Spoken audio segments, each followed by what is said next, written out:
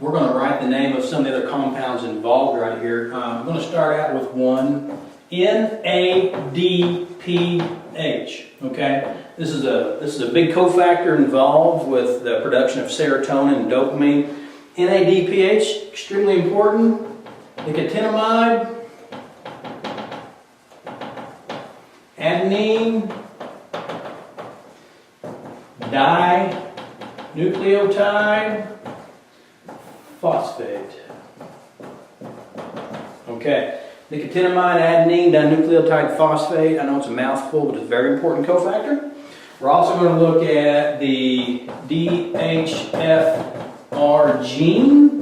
Okay, the DHFR gene is dihydrofolate reductase. Okay, bear with me. We just have a couple more. Then I'm going to show this whole pathway to you to where it makes sense. I just want you to understand that there are a lot of biochemical properties, compounds, genes, and enzymes that need to take place for us to get serotonin and dopamine. And when you know the biochemistry and you know the genetics behind it, then we can do testing to go, okay, you've had a lifetime of depression and no medicine has really worked for you. Well, let's look at your genetics and find out if there's a problem here, if there's what we call a single nucleotide polymorphism. Okay, and as you watch my videos, you're going to hear that word a whole lot. It just means that there is an aberrancy in one of the genes in a certain pathway that causes a symptom to happen.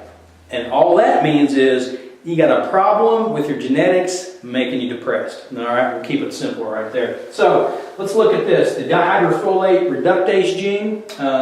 Genes are important. We're going to look at another gene too. It's called the DDC gene. Okay. And this is the dopamine decarboxylase gene. I'll write that out. We're going to go dopamine decarboxylase gene. Okay? Because what happens is as we go through the biochemistry, once we get to 5-HTP, which is 5-hydroxytryptophan, we've got to take a carboxyl group off of that. And we do that through the DDC gene, and then we're going to end up with serotonin, okay? The same gene works to take us from L-dopa to dopamine, okay? It's just the removal of a carboxyl group from each of these precursors to end up with a final product of dopamine and serotonin, okay? Right now, that's where we're at, okay? Now, let me pull up the biochemistry and genetic pathways here, and we'll put this all together for you, okay?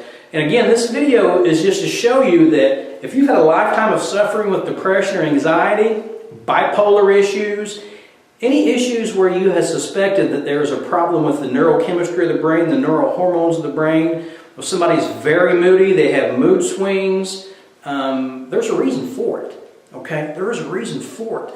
Sometimes it's the neuroanatomy that a person possesses. Maybe that neuroanatomy is just not functioning right, okay?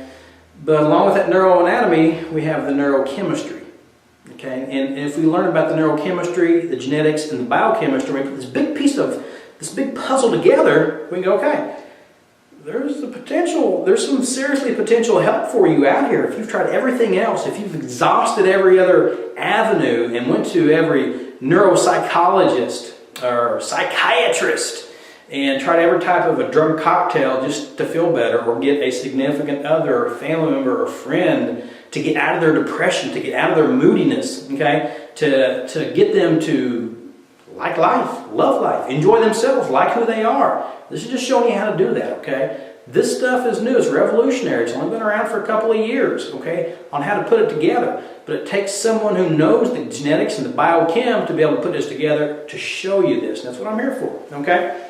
All right, let's go ahead and put up the chart, put this together for you a little bit better, all right?